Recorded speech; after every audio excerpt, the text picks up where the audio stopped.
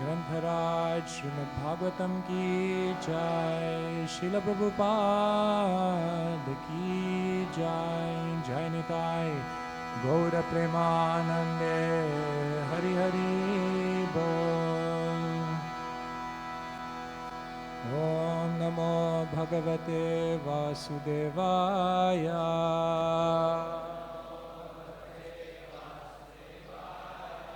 ओम नमो भगवते वासुदेवाय।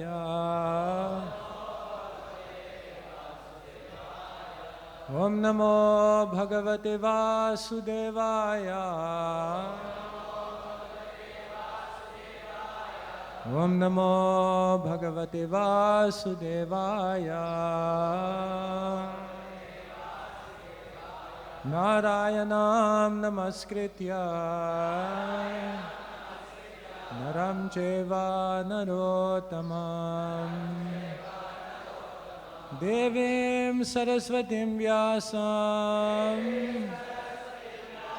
ततो जयमुदीरये। नष्टप्रायेषु भद्रेषु नित्यं भागवत सेवया भगवत्युत्तम श्लोके भक्तिर्भवति नैष्टिकी। ग्रंथराज श्रीमद् भागवतम की। So Srila Prabhupada has given us the good fortune to read from Srimad Bhagavatam. Srimad Bhagavatam is not just a book that we read to get some information so that we can come back out in the world. You see, there are two levels of reading Srimad Bhagavatam. One level is that we come in the morning, we read, we get some information, then we close the book, then we go out into our life. So that's nice. But it's explained that Srimad Bhagavatam is a whole world. So the great souls, they open the Srimad Bhagavatam, they read, and then they stay here. They stay here in the world of Srimad Bhagavatam. So eventually, if we learn this art, Yatrinvadam rasa jnanam svadu svadu pade pade. The sages of Naimisharanya are hearing Bhagavatam, and they're saying that this knowledge, it is not just dry knowledge, this is rasa jnanam. This knowledge is so relishable that svadu svadu pade pade, at every moment when we're hearing this, it is enlivening our heart more and more and more. So today we'll read a few verses from Srimad Bhagavatam. We'll discuss some things, and today we'll also speak about the family business, book distribution. Sankirtan Yagya Ki. So yesterday we were reading about the different case studies of different kings that were humbled because of their pride, because of their material infatuation. So now in the next verses, Krishna is instructing the kings on how they should conduct themselves moving forward from here. Text number 21. Bhavanta eta vigyaya dehadutpadyamantava mam yajanto dhvarer yukta Raja dharmena rakshata. So now Krishna is instructing the kings, understanding that this material body and everything connected with it have a beginning and end. Worship me by Vedic sacrifices, and with clear intelligence protect your subjects in accordance with the principles of religion. Here, just look very closely. Krishna is explaining what should be the quality of a leader. Jai SriSriRadhaRasbihari ki, Shri Gaur Nitai ki, Sitaram Lakshman Hanuman ki. So remember, the kings of ancient times, they were not just Raja, they were not just kings, they were Raja Rishis, they were saintly kings. They were not just warriors, but they were spiritual warriors. They were very, very deep. They had a very, very profound understanding of life, reality, the purpose of why we are here in this material world. So we go to the next verse. There's no purport here. Shantavanta prajatantun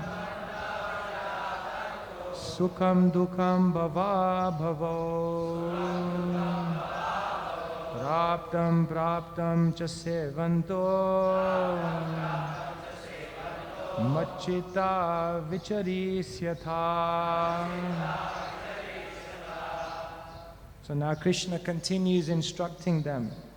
As you live your lives, begetting generations of progeny and encountering happiness and distress, birth and death, always keep your minds fixed on me. So yes, life, so many things may happen.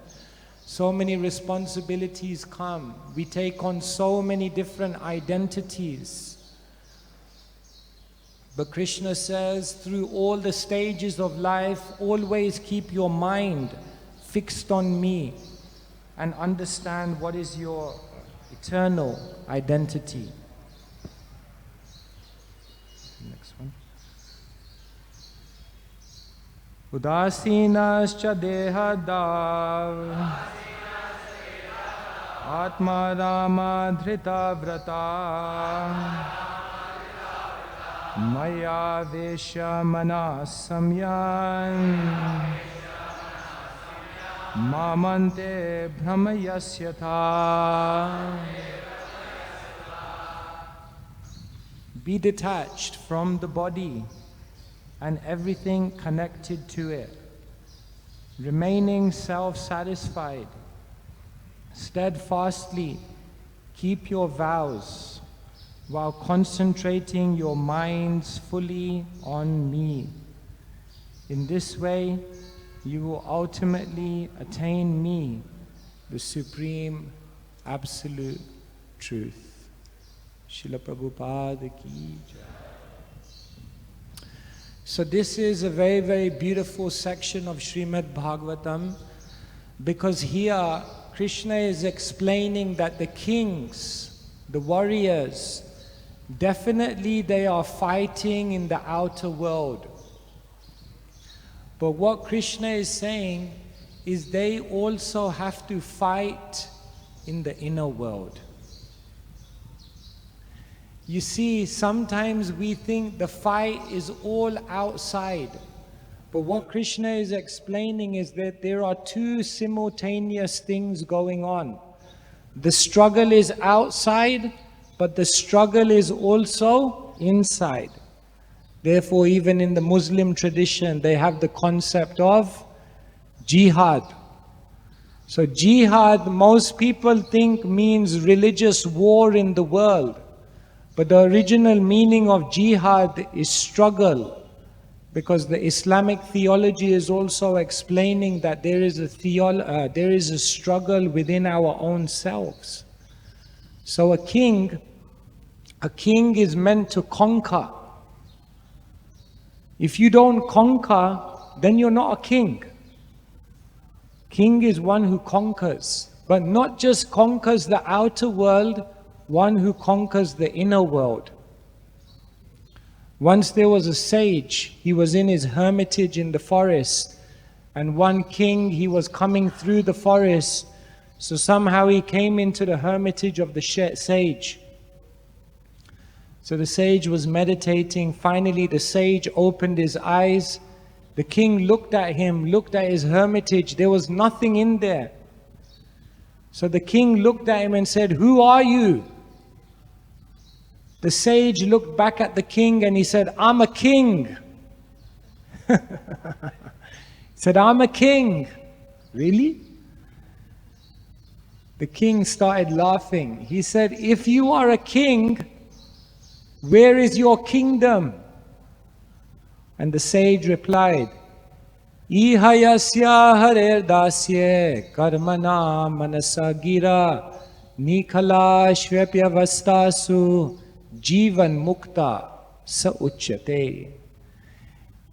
The sage looked back and he said, because all of my activities, my mind, my body, my words, because all of them are engaged in the service of the Supreme Lord, I'm already living in the spiritual kingdom, even though I am situated in the material world.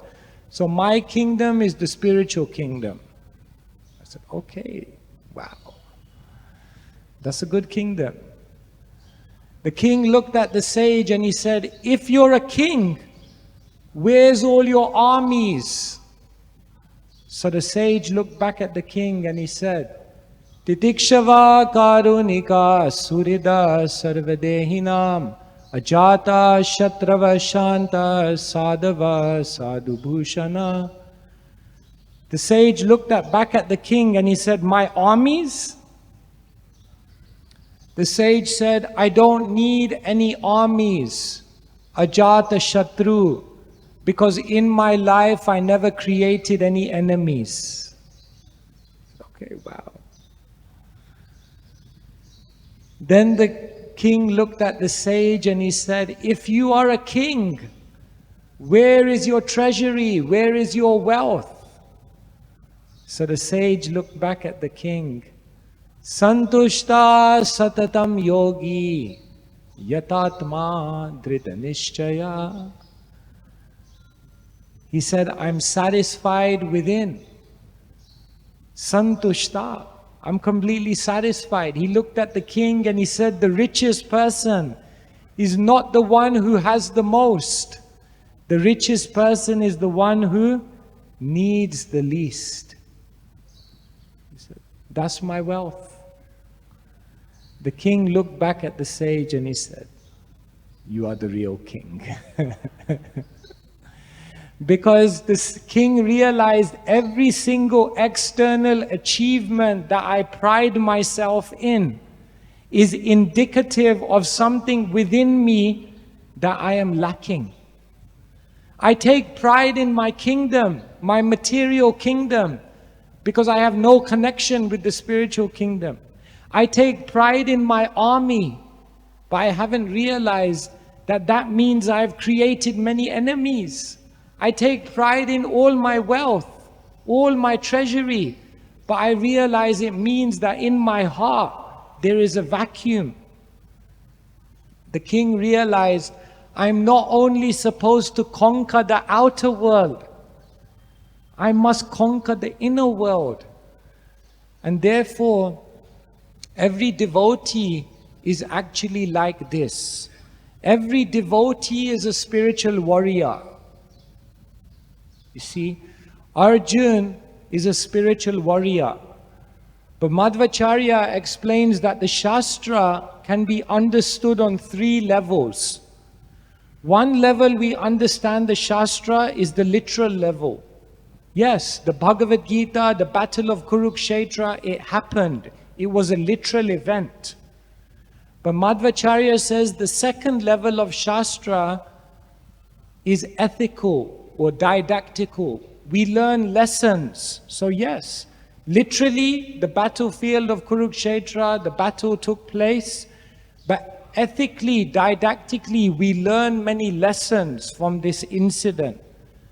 But then Madhvacharya says there's a third level which is metaphorical, which is also that the battlefield, Kurukshetra, Arjuna, represents something within our life. And so, in one sense, all of us are Arjuna, and all of us are on a battlefield. Therefore, every single one of us is meant to actually be a spiritual warrior. Our illustrious His Holiness Bhakti Tirtha Maharaj made the concept of being a spiritual warrior famous through his books, isn't it? Some of you have read those books. Bhakti Tirtha Maharaj himself was a real spiritual warrior. I remember the first time I saw him at my university. He came to do a program there. I think I was 18 years old. And when I saw Bhakti Tirtha Maharaj, 3 things stood out to me about him. Number 1, his smile. Number 2, his speech, very powerful. And number 3, his style. He knew how to dance. Even when he would walk, it would be like he was dancing. Very, very charismatic, spiritually powerful person. But he taught the world that actually we're all trying to become spiritual warriors. Each one of us in this room, we have to fight a battle in the outside world. Sometimes people think Kshatriyas are the only ones who are fighting. That's not true. All the Varnas are fighting. Brahmanas, they are fighting ignorance. Kshatriyas, they are fighting injustice. Vaishyas, they are fighting insufficiency. And Sudras, they are fighting indolence, laziness, lethargy. All the Varnas are fighting something. And even the Vaishnavas are also fighting. Because what are they doing? They're fighting illusion. They're fighting to establish the Krishna consciousness movement in the world. And therefore, Srila Prabhupada was a fighter, isn't it? He was traveling the world. Once Prabhupada came to America, and there was a press conference, and there was one Indian reporter in America.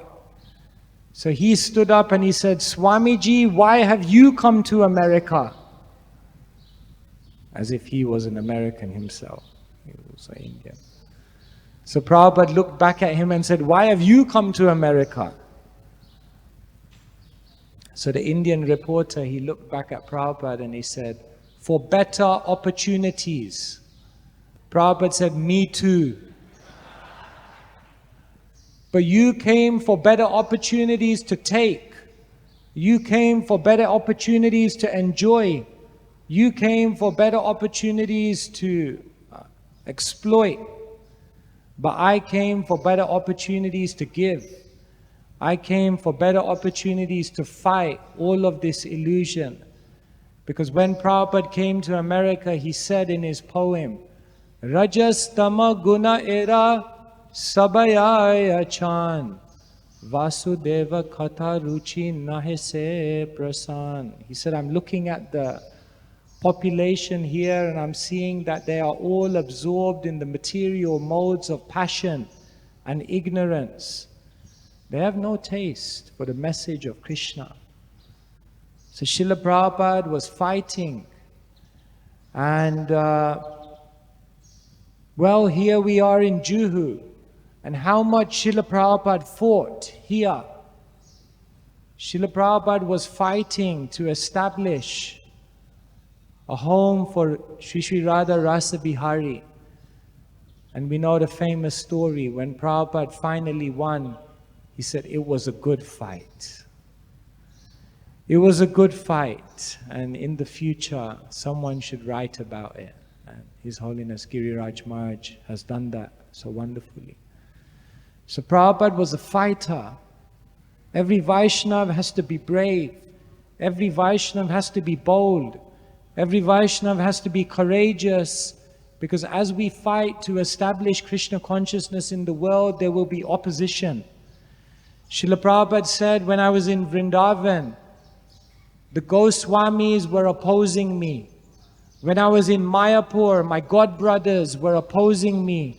When I came to Mumbai, the municipality were opposing me. When I went to America, the deprogrammers were opposing me. Prabhupada said, factually, wherever I went in this world, I was met with opposition. But Prabhupada never gave up. He was a brave, bold fighter, a spiritual warrior on behalf of Krishna. Prabhupada was ready to speak out, to fight against people who were establishing the wrong philosophy. Once Prabhupada said, I don't make any distinction. I criticize everyone equally. I'm pointing out. Bhaktisiddhanta Saraswati Thakur, he said, we are not flowery sadhus. Tum chup, hum chup, tum chup. You be quiet, I be quiet, I won't disturb you, you don't disturb me, we all stay in the illusion. No. The sadhu speaks out, he fights. Tatodu sangha mutsrija sadhu satseta buddhiman shanta evasya chindanti manovya sangam ukti bi. It said the words of a sadhu are razor sharp, they're like a chakra. And when the sadhu speaks, manovya sangam ukti bi, it severs the attachment that is within the mind of someone. So the words of a sadhu are his weapons to fight against the ignorance of the world. Srila Prabhupada was fighting. People were trying to cheat him. Prabhupada said, no one can defeat me. I am a Calcutta boy. He said, in business, no one can defeat me. I know the art. So all the great Vaishnavacharyas, they were fighting. Bhaktisiddhanta Saraswati Thakur, he was fighting. He was speaking out. One time the police superintendent, he came to Bhaktisiddhanta Saraswati Thakur and he said, Swamiji, you should know people are coming to us with bribes so that we will assassinate you. You should know this. It's not that we don't take bribes and assassinate people. We do it every day, but we won't do it to you because you're a sadhu. But you should know people are after you. One time Bhaktisiddhanta Saraswati Thakur was on a parikrama and there was a mob outside that wanted to kill him. And in order to get out of that place, one of Bhaktisiddhanta Saraswati Thakur's Grihastha disciples, he switched clothes with Bhaktisiddhanta Saraswati Thakur. And they smuggled Bhaktisiddhanta Saraswati Thakur out in white cloth. Because people were after him. So like this, everyone has to be a spiritual warrior. Because we all have the responsibility to establish Krishna consciousness in the world. But here, Krishna is explaining that we also have to be warriors in the inside world. Because the fight is also going on inside our own consciousness. One time a devotee said to me, my mind during japa time is like a horror movie. Isn't it? We have to conquer our own mind. The mind is magnifying so many things. The mind is inventing so many things. The mind is full of negativity. The mind is constantly distracted. Therefore, Krishna says, Bandhuratmat manastasya yenat maivat manajita. One must conquer the mind so that the mind becomes the best friend. This battle, every single devotee has to win. The battle over our own mind. Yesterday we were talking that we also have to win the battle over our own ego, our own pride. One will know that they have won the battle over the ego and pride when their constant meditation is, I am a das, I do not deserve, and I am not the doer. If these three mentalities are instilled within the consciousness, I am a das. In every situation, I am a servant. I do not deserve. Krishna, there's nothing I deserve. Whatever you give me is your grace, is your kindness. I'm grateful for that. A devotee has no expectation, a humble devotee. And I am not the doer. In any success, in anything that's achieved in the world, I understand I'm simply a servant and Krishna is working through me. When one has these mentalities firmly established within their consciousness, then they can understand. One can understand this person has conquered pride. They've conquered ego. This is very, very difficult. So yes, the devotee internally has to conquer the mind, has to conquer the senses, has to conquer the ego, the pride. Ultimately, the devotee is trying to conquer Krishna's heart, isn't it?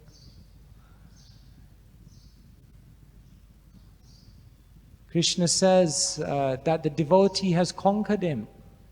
Aham bhakta paradhino yashvantantra ivadvija sadhubir grashta hridayo. Krishna says, I am not independent. I am not svatantra, because the great devotees, they have conquered me. They have conquered me by their love. It's amazing. Krishna is the all-attractive, isn't it? Krishna means the all-attractive one. But the most amazing thing is that our acharyas explained, Shri Krishna Karshini, that although Krishna is the all-attractive, he is also attracted by pure devotional service. And therefore, one who becomes a pure devotee, they capture Krishna in their heart.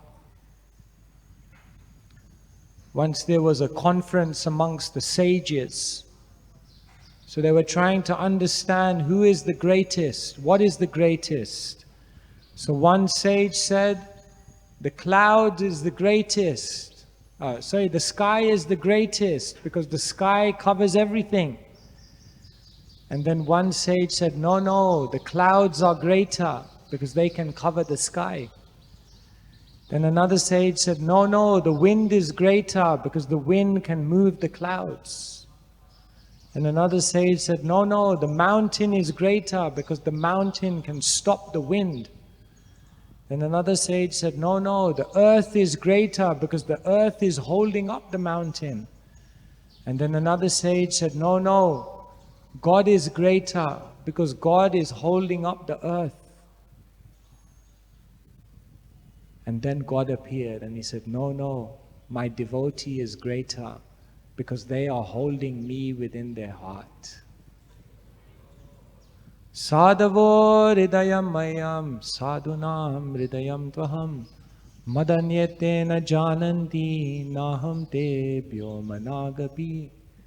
It says, I am in the hearts of my devotees, and my devotees, they are in my heart. I don't know anything but them, and they don't know anything but me. So like this, there is a fight in the outside world that each one of us are battling, and there is also a battle within. And this is what Krishna is explaining to the liberated kings. That now as you go about doing your duty as a leader in the world, don't also forget to spend time in the inner world. And so for each one of us, we should understand this is our duty in life, to be spiritual warriors. So today they also asked me to share a little bit about book distribution. Srila Prabhupada, practically from the beginning of his preaching right till the end, Srila Prabhupada was always stressing the distribution of transcendental literature. We could say Srila Prabhupada's translation of the Bhagavatam was his most important project in his life, because it's the project which he worked on from right in the beginning till right at the last moment. The translation of Srimad Bhagavatam was the project that Srila Prabhupada worked on every single day. The translation of Bhagavatam was the project that Srila Prabhupada worked on in the most powerful hours of every single day. And therefore we can say Srila Prabhupada left his heart in his books, and therefore he wanted these books to be distributed widely to as many people as possible. So many of us have had the fortune of being involved in sharing Srila Prabhupada's books with others. I myself had the fortune for about 15 years to travel all over the United Kingdom trying to distribute Srila Prabhupada's books. And I have to share with you that my most magical, my most memorable, my most mystical, my most moving experiences in spiritual life have been while on book distribution. Because on book distribution, miraculous things begin to happen. On book distribution, Krishna becomes very, very active. Because Krishna explains, Nachatasman manusheshu kashkin me priyakritama bhavita nachame tashmad anya priyataro bhuvi. Krishna says, for one who tries to share this knowledge with others, pure devotional service is guaranteed. There's no person more dear to me than that person. So each one of us have the opportunity to become a spiritual warrior. It's very, very easy. We only have to pick up some books and go out on the street and try to meet some people. So I'll share with you one experience we had to show you the power of Srila Prabhupada's books. Would you like to see the power of Prabhupada's books? So, once we were traveling on traveling Sankirtan. So you know what it's like in the traveling Sankirtan van. Everyone goes to sleep, except the driver, hopefully. So we all went to sleep. The driver was driving. Finally, the van stopped.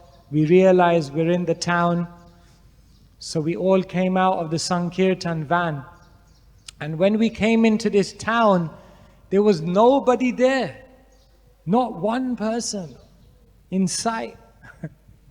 So we looked at the driver. We said, are you sure you came to the right place? So finally we met someone. We said, which place is this? So they said the name of the place. We looked at the driver. We said, you came to the wrong place. There's no one here. So we said, okay, we should drive to the next town.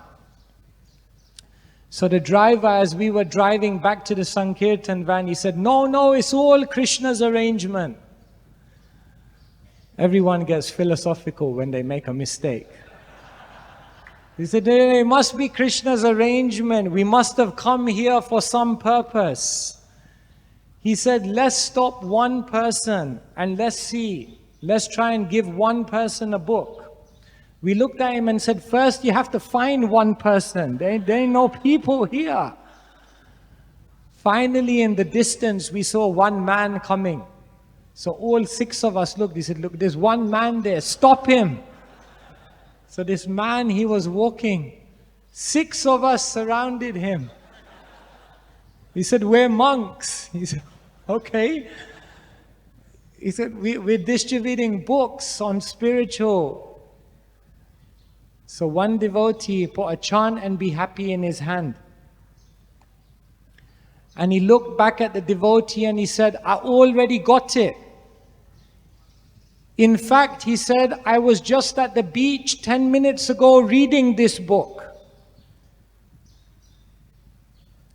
So what had happened is that he had received this chant and be happy from one of his friends some weeks back, and he was already reading the book. He changed all of his life, all of his habits. He had never met any devotees. He had never been to any temple, but he read the chant and be happy. And because in the chant and be happy, Srila Prabhupada is explaining you have to chant on beads. So he even made his own beads, his own japa mala, and he was carrying that japa mala with him. You want to see? This is the person we met on the street.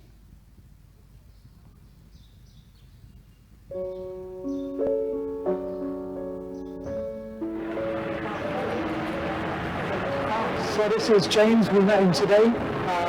He actually was the first person we met on the street, and we had quite an amazing story. So James, you tell us a bit about how you got the chant and be happy? My friend brought it back from Ireland because he was into higher levels of consciousness and things, and it sat on my shelf for a good 6 months, and then 10 days ago I saw it and decided to read it. And since then I've stopped drinking, I've stopped smoking, I've stopped eating meat, and it just really touched me. I feel like I really understood it. And have you ever been to any Hare Krishna temples? Never. I've spent a long time in Christian churches and things, but never really felt something was missing, not quite. It wasn't explanatory, it's just when I started chanting, I mean, there's something about it that makes you think, well, I'll try it, and if it's wrong, it's wrong, but it works, yeah. That's very interesting. You've never been to a temple? Never. You've never met any Hare Krishna devotees? Never. You've read the book and you've got your own beads? I've made my own beads. Do you want to explain? Yeah, oh, you made your own beads? I made my own beads, yeah. From what it said there, I made nothing. It's difficult to hear. No. You can just turn the sound down. And it stopped me from drinking and smoking in 10 days. We actually were in Paynton and we met James, first person on the street, the Krishna's arrangement. Just turn the sound down. And we called him over, so he was with us. So what he's explaining is that he stopped drinking, he stopped smoking, and now what he's going to show is he read the book, and in the book it said that you should chant on beads, but he had never met any devotees, he had never met any, been to any temple. So now these are the beads he made himself.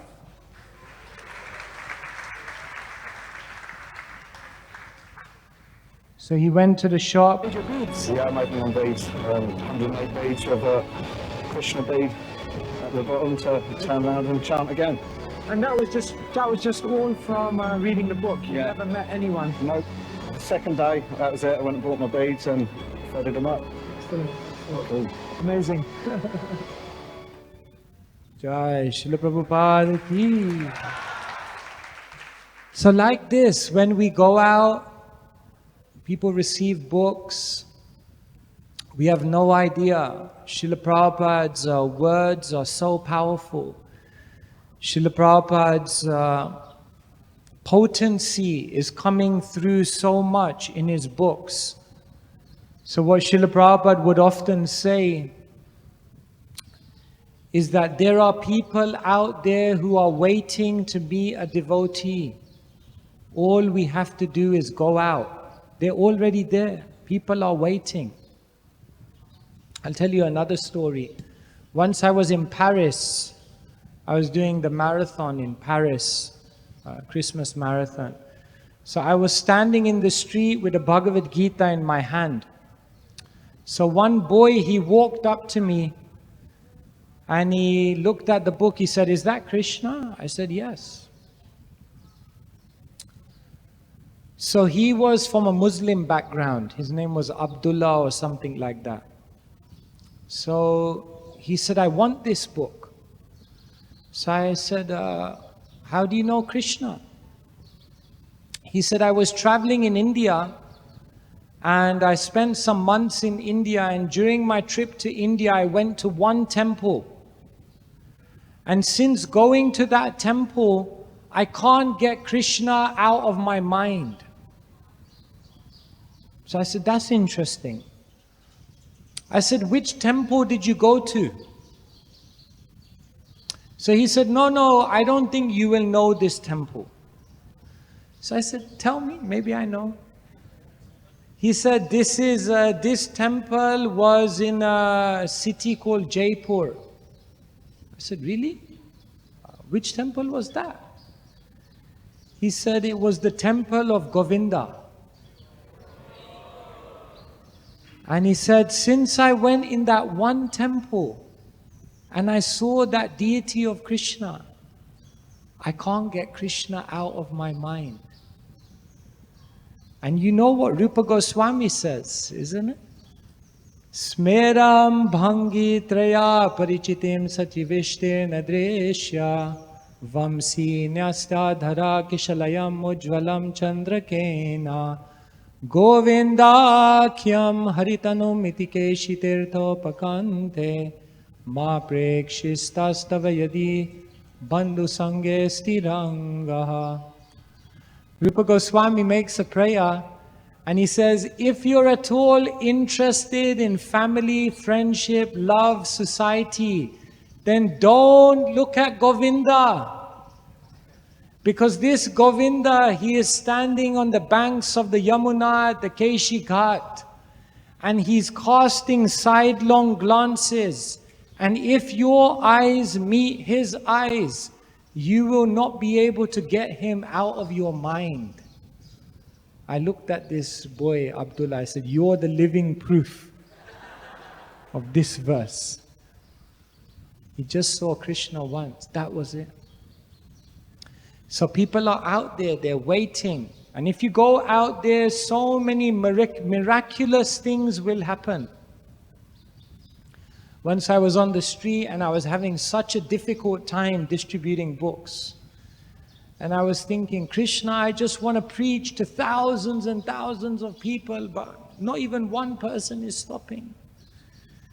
So I became so frustrated that I started speaking like an American, just to mix it up. So I was stopping people. Hey, how you doing? I'm from America. I'm a monk, I'm from Miami. So I stopped this one person in an American accent. Anyway, somehow he stopped. And he was very, very interested. But now I was 5 minutes into the conversation, I was speaking like an American. So I had to carry on speaking like an American, because I couldn't. Then finally he said, okay, I'll take all the books. And he said, you're a fascinating person. He said, I want you to come on my radio show. I've never met an American monk. So can you come on my radio show? So I had to go on his radio show speaking like an American. National radio. So Krishna fulfilled the desire to preach to many thousands. So it's a great opportunity. Sri Chaitanya Mahaprabhu's pastimes are going on even today. Bhaktivinoda Thakur explains this. Adya piha shay leela kah gaura roy kona kona bhagyavan dekhi bara poy. Sri Chaitanya Mahaprabhu's pastimes didn't end 500 years ago. Sri Chaitanya Mahaprabhu's pastimes are going on even today. Kona kona bhagyavan, but who's that fortunate person? Who is that person who will become a spiritual warrior, who will come outside of their comfort zone and try to begin to deliver some transcendental knowledge to others? Such a fortunate person, Dekhi Bada Poi, that person can see Sri Chaitanya Mahaprabhu's pastimes going on even today. So It's a great opportunity. Here we're reading in the Bhagavatam that Krishna is telling the kings, you have to conquer, you have to be spiritual warriors. And that means you have to be deep within and then to also go out into the world. And as we do this, then Krishna becomes very, very active in our life and miracles begin to happen. And most importantly, one will gain the favor of Srila Prabhupada. Srila Prabhupada will smile on us if we do something to try and spread this Krishna consciousness movement, because that is the heart of the parampara. The heart of the parampara is somehow how can we reach all the conditioned souls.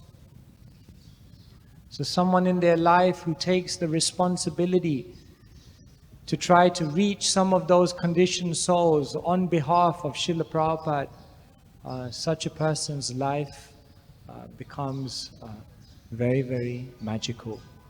Hare Krishna, Krishna Krishna, Hare Hare, Hare Rama, Rama Rama, Hare. Srila Prabhupada ki jai. Okay, so I left some time in case there are some questions or if there are any comments anyone would like to make, then we can take some questions. Okay, yes.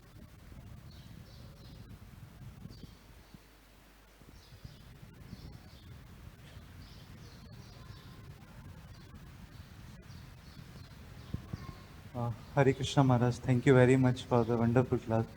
Maharaj, please forgive me, I have a question regarding last lecture, like yesterday lecture, Bhagavatam lecture. Maharaj, you were strongly emphasizing on the point of the humility, that how a Vaishnava should have the humility. Maharaj, I have a very practical doubt which I really face day to day in my life. Maharaj, what happened that in humility we have a Vaishnava etiquette that we should pay obeisances to Vaishnavas. Maharaj, nowadays what happens, like if you meet any Vaishnava, maybe inside the temple or maybe outside there in the campus of the temple itself, or maybe in the building also like that. So when we saw a senior Vaishnava or maybe a Vaishnava which is elder than us, it is etiquette that we should pay obeisances. But Maharaj, like what happens, like because the place is not that much good or it's not a proper room, so it feels internally that if we pay obeisances to that Vaishnava will also pay obeisances to me. And what happened that it feels really bad that that Vaishnava is now paying obeisance in such a ground place which he should not be. So that type of things come in my mind, Maharaj. And the same things happen in terms of when we see junior devotees. At that time also, sometimes like we just smile and we say Hare Krishna, but we don't pay obeisances. And we also meet Vaishnava frequently in our day-to-day life. Many Brahmachari Vaishnava. So like when we don't pay obeisances, it appears in our mind like you are not doing good, Hana, you have to pay obeisances. But when we pay obeisances, when we see that Vaishnava is paying, that it again hurt.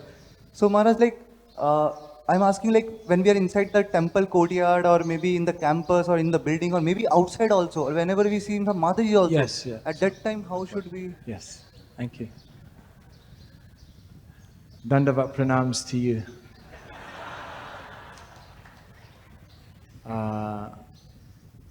Paying obeisances is such an important part of Vaishnava culture. We even hear of how the Goswamis of Vrindavan, every single day they were bowing down a certain number of times. Once I went to Vrindavan, Govardhan, and there was someone doing Dandavat Parikrama. So we asked him, why are you doing Dandavat, like how did you? He said, I will now bow down for the rest of my life. So we asked him, how did you come to that decision? He said, I was reading Bhagavad-gita and Krishna says, Man mana, engage your mind in always thinking of me. And I thought, my mind is too chanchal, I'll never be able to do it. And then Krishna says, Man mana bhava mad bhakto. Then Krishna says, become my devotee. And I thought, my heart is full of so many material desires, I will never be able to become a pure devotee. Then Krishna says, Madhyaji, worship me. And I thought to myself, whenever I worship Krishna, my mind is always in another place. I'm so distracted, so I can't even do that. But then Krishna says, Mam namaskuru, bow down to me. And he thought, that I can do. I can't engage my mind in always thinking. I can't become a pure devotee. I can't worship. But Mam namaskuru, that I can do. So he said, then why don't I just do that for the rest of my life? And then he came to Govardhan. And that's what he does every single day. Interesting. So yes, we must bow down. When we bow down, then that also helps to create a humility within us. So yes, if you feel that you don't want to inconvenience a Vaishnav, then pay your obeisances from a place in which they will not be inconvenienced. But pay your obeisances you must. If you can't pay your obeisances physically, then try to at least in your mind pay your obeisances. But yes, you must. So yes, if we can do this, this is a very beautiful culture. We come in front. Yes, I won't say more on that. I think it's okay. Hare Krishna Maharaj. Forgive me if I make any mistake while asking the question, because from mobile screen to seeing you in front of me, it's like I'm a bit nervous. So in one of your lecture, you have shared your story of your book distribution in your hometown, where you were planning to go somewhere else, but because of time and traffic, you ended up doing book distribution in your hometown, where you were nervous, like I have grown here, like my childhood was here in this town, and how I can go to that place to do book distribution. So we are also from nearby areas, so we are also having that nervousness, like, oh, what if someone sees me in this dhoti kurta and I'm distributing books. So that nervousness is also always there. So how you conquer that nervousness? Thank you, Maharaj. So many devotees are living a double life. One life here, one life out there. How many will put a picture of themselves with tilak on their Instagram profile? Will you? Are you confident enough to tell the world, yes, I'm a devotee of Krishna? So, over time, what happens is we have to become confident in being a devotee of Krishna. You see, people think you're crazy, and you're looking at them thinking they're crazy. Once my mom, she came to me and she said, can't you just be normal? I said, it's too late. But we don't want to be normal.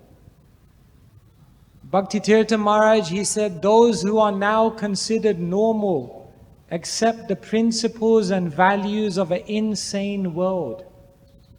Do you want to be normal? If someone looks at you and says, you're not normal, you should think, I'm doing good. I don't want to be normal. So if you are confident, then other people will be okay. You see, it's all in the mind. Like nowadays when I walk on airports, it's like a little shocking sight. You know, first there's a monk all in saffron, then he's like 7 foot tall, then he's holding a stick. It's like, so sometimes you're walking through an airport and people stare at you. So you know normally when someone stares at you, you look away. But now when someone stares at me, I just look straight at them. And I just keep looking at them. And then eventually they start thinking like, my God, is there something wrong with me? It's all in the mind. So if you are confident, other people will be okay. Actually, everyone is looking for Krishna. Actually, people like to meet a spiritual person. Actually, beyond the surface, people are not happy. And when you come and you explain to them, I'm doing something different, they will actually be inspired. So be confident. You know, like before I joined and came to India, I needed to come make enough money to get an airplane ticket here. So I ended up becoming a baggage handler in the airport. You know, the coolie. I had a degree and everything, but I needed to get some money, so I was doing this. So in the lunchtime of my job, I would go in the airport to like the last gate in the airport where nobody is, and I would chant my rounds there, so no one would disturb me. Because I thought everyone in work, where I'm working, if they know I'm a devotee, they will be like. So one time I was chanting in this, right in the end of the airport. So I was on the seat and I was doing my japa. Hare Krishna, eyes closed, like sitting like this. And then I heard this sound, Sandeep, that was my name before. Sandeep, Sandeep. So I looked up, I thought, my God, it's Krishna. So I looked up, Krishna wasn't there. So I looked forward, and then it was this one person from my work. So he said, what are you doing? So I thought, oh man, like now. I said, no, I'm just relaxing here, I'm coming. He goes, no, what's this on your hand? What's these beads? So I said, no, this is just, don't worry about this. By the way, what's happening? No, I want to talk about this. So then I had to tell him, no, I'm a Hare Krishna, I chant, I do this, I follow the... So he was amazed. He's like, wow, I've been looking for someone to speak to about this. So he went back to the staff room and he told everyone, you know this guy, he's like this, he's spiritual, he chants, he meditates. Next day when I came in the staff room, it's like they rolled out a red carpet for me. They said, they gave me like a Vyasasana. They said, you sit down now, we want to ask you questions. I became like the guru of the whole company. You know? I was thinking these people will not be into it, no one will be interested. But everyone's looking for Krishna. So be confident, be bold, and you will see everything works out. Hare Krishna. Maharaj, previous to this, I didn't understand the question what he was asking. You know, so there was one thing. Other thing about Dandavat. In 70, we never said Dandavat. In 80s, we never said Dandavat. In 90s, we never said Dandavat. Only in 2000, some of the Gurus started going to Narayan Maharaj in Gaudiya Math. This came from there. In fact, Prabhupada criticized, Prabhupada said the Dandavat devotee. In the lecture, he said the Dandavat devotee. And now even Mataji are also saying Dandavat. Okay, Prabhuji are saying Dandavat is one thing. The lady are not supposed to offer Dandavat. They are only supposed to do, you know, what do you call, Kirtanjali, Panchang, or Kirtanjali. But now they are also saying Dandavat. So this is a disease spreading in ISKCON, known as Dandavat disease. And if we want to keep Prabhupada's mood and mission intact in ISKCON, then we must refrain from this kind of terminology of Dandavat. And when we die, Antakale Chamameva Smaran Muktava Kalevaram. I mean, those days we chanted Hare Krishna, Hari Bol. So fired up, some young brahmachari jump 6 feet high and say Hari Bol or Hare Krishna. And if you die saying Hare Krishna, Hari Bol, at least Krishna will consider, okay, he calling me. There's some loka. If you die saying Dandavat, which loka we will go? We don't have any Dandavat loka so far. Krishna had to create a Dandavat loka. Anyway, so this is I wanted to tell that Prabhupada's mood and mission have to be kept intact. There are no Dandavat in our society. Prabhupada never introduced Dandavat. He always said Hare Krishna. Whether you see, when he is going morning walk on Juhu beach or any people will say, when they say Jai Sri Krishna, and Prabhupada said Hare Krishna. So very strict. So still I wanted to know what was his question. I didn't understand. What was my question?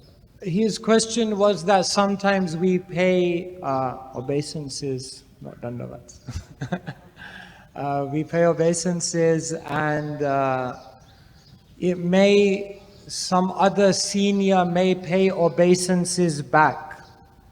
So he does not want to inconvenience them. He feels bad. That was his question. Anyway, only some real senior page than, obeisances in return. Many citizens say Hare Krishna. Yeah. So you don't need to worry too much about that one nowadays. Thank you. Thank you, Devakinandan Prabhu. Yes.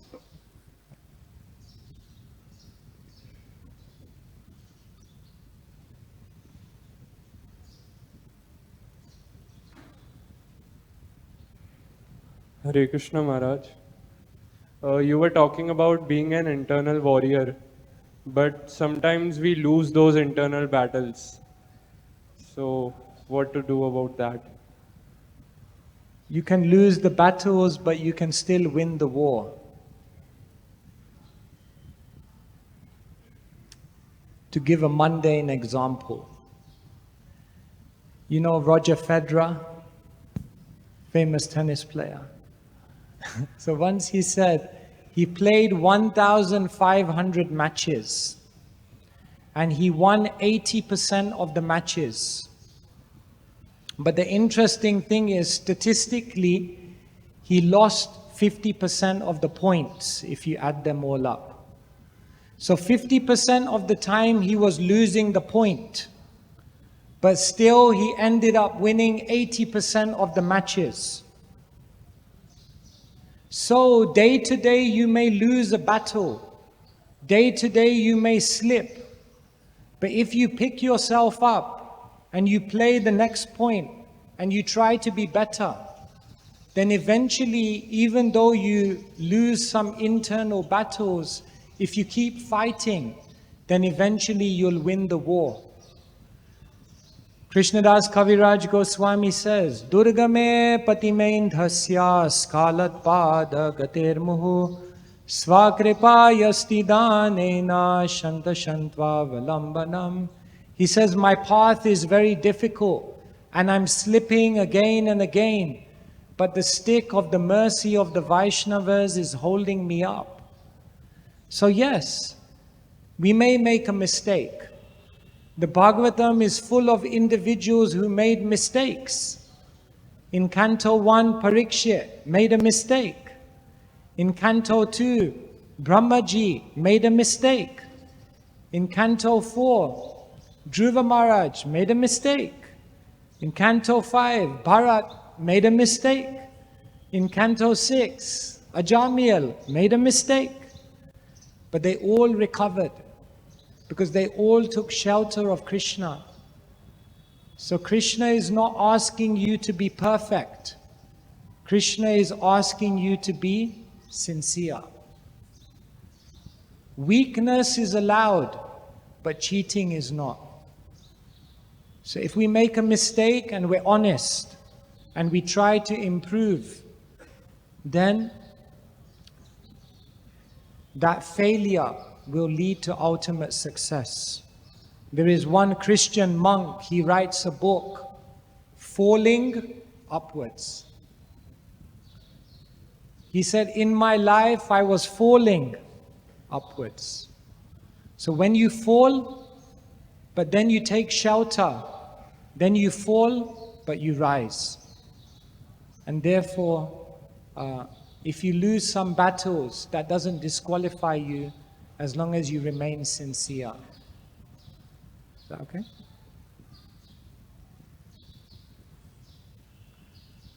I think Mataji's had some questions also.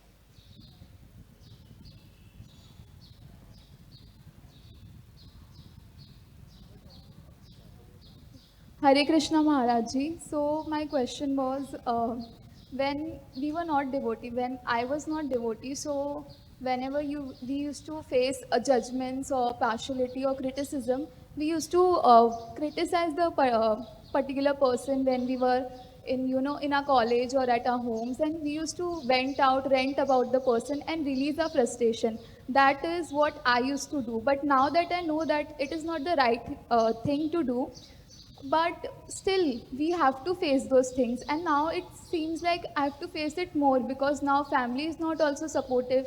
They also say everyday things like about the spiritual life, but as we know that it is not the right thing to criticize or rant about the people, so the other option is that you remain silent, and that is also fine, like I remain silent. But it comes as like suppressing our emotions, and as far as I know, suppressing emotions are not that good, not a healthy way. So what do you think about that? And if it is not healthy, what proper ways I should deal with my emotions, which is like actually becoming very complicated and very suffocating for me? Thank you. So yes, in our life there will always be opposition.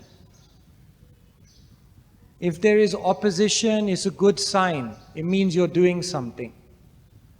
If no one opposes you, it means you're not doing anything. Bhaktisiddhanta Saraswati Thakur, he said, when you have a disease and you treat it with homeopathic medicine, then the first stage of success is that the disease becomes worse, and then it becomes better. So definitely in your journey there will be people who will oppose you. Definitely in your journey there will be people who criticize you, who discourage you. A devotee knows how to use all of that discouragement to become more determined. You see,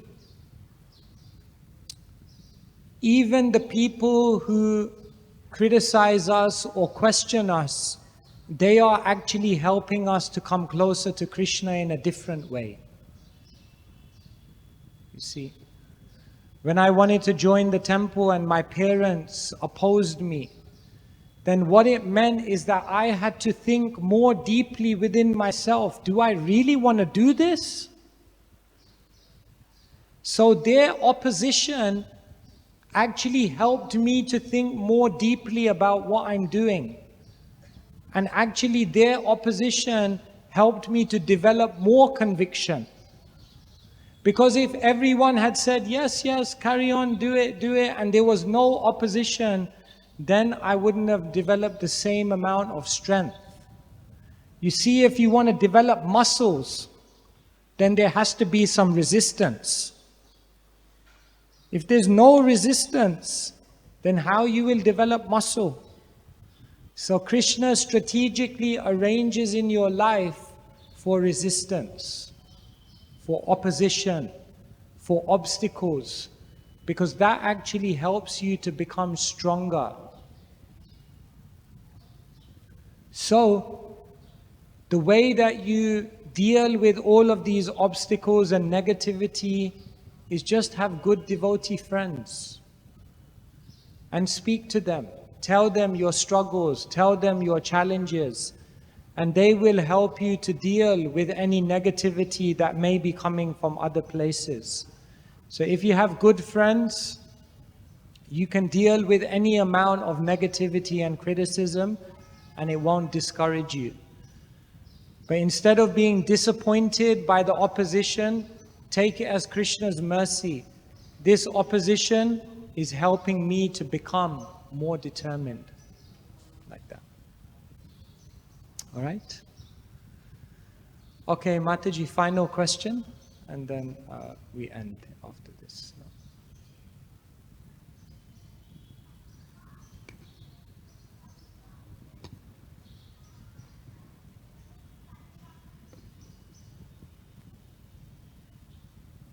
Hare Krishna Maharaj. When we go out to preach or tell people about Krishna here in India, not that they don't know about Krishna, but they feel doing small upvas, like no offenses to the demigods, Maharaj, but they feel doing upvas of Shravan or getting Ganpati at home for 1.5 days or doing Surya Puja is equal to chanting. So how do we convince people that Krishna is the supreme most? How do we convince people that Krishna is the Supreme Personality of Godhead? You see, Mataji, every single person requires a personal approach. There is not one single preaching book. When they say this, you say this. When they are like this, you do this. Preaching is a relationship. Preaching is very, very individual. So a devotee is expert. They look at the person and they try to see what is a way in which I can connect them to Krishna. Some people you connect them to Krishna through philosophy. Some people you connect them to Krishna through friendship. Some people you connect them to Krishna through prasadam. So you have to see in every single situation what is the relevant way to reach this person's heart. There is not one formula that if you do X, Y, and Z, then definitely they will become a devotee. With different individuals, Srila Prabhupada used different approaches. So, try to understand the needs, the interests, and the concerns of the person that you're trying to help in Krishna consciousness. Once you understand their needs, interests, and concerns, then you can present something from Krishna consciousness that will be relevant, inspiring, and attractive to them. And when you present the right thing, then what will happen is they will take that up. And once Krishna comes into their life, then it's all over. So just try to deal with each person, one person at a time, and see how you can connect them in their own unique way. Like that. Is that okay? All right. Thank you so much. Grantharaj Srimad Bhagavatam ki jai, Srila Prabhupada ki jai. Hare Krishna.